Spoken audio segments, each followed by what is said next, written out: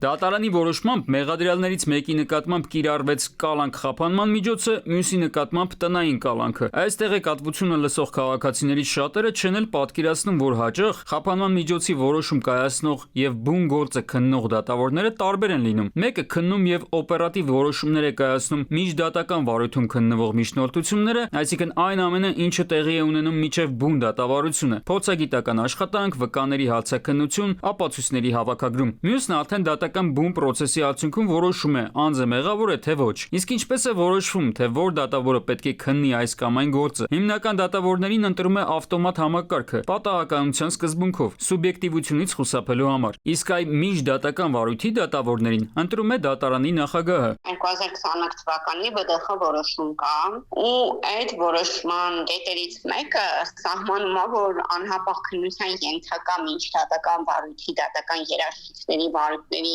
քննարկման նպատակով դատարանի նախագահի կողմից հանձնվում է համապատասխան դատարանում տվյալ օրը հերթապահության ներգրաված դատավորներին։ 21 թվականին ավտոմատ համակարգը, որն ընտրում էր դատավորներին, շարքից դուրս էր եկել տեխնիկական խնդիրների պատճառով։ Հետո այն սկսեց գործել, բայց միջդատական վարույթի գործերը, օրինակ խափանման միջոցի ընտրության process-ը շարունակեցին որոշել մակագրությամբ ընտրված դատավորները։ Հերթապահության գրաֆիկը սահմանվում է դատարանի նախագահի կողմից եւ ցանկացած պահի կարա նաեւ կամայական ցանկացած փոփոխություն արվի։ Օրինակ, կենտրոն դատարանն է, կենտրոն նստավայրն է հերթապահում այսօր։ Ծանրաբեռնված է, միջնորդությունները շատ են ներգրավում են քննարկման մեջ, նաեւ օրինակ ավան դատարանից այսինչ դատավորին։ Իսկ որն է այստեղ հիմնախնդիրը։ Հայաստանում չափազանց մեծ է կալանավորվածների թիվը։ Վիճակագրության համաձայն քրեակատարողական հիմնարկներում գտնվող 3500 անձանցից 2000-ը կալանավորներ են, այսինքն անձինք են, որոնց վերաբերյալ չկան դատական ակտեր։ Իրավապաշտպանների տեսանկյունից կան դատավորներ, որոնք խափանման միջոց ընտրելիս երկար բարակ չեն մտածում։ Հիմնականում ընտրությունը կանգ է առնում հենց կալանավորման վրա, առավել եւս, եթե գործն ունի քաղաքական ենթատեքստ։ Դրա օբյեկտիվ ռացիոնալ բացատրությունը չկա,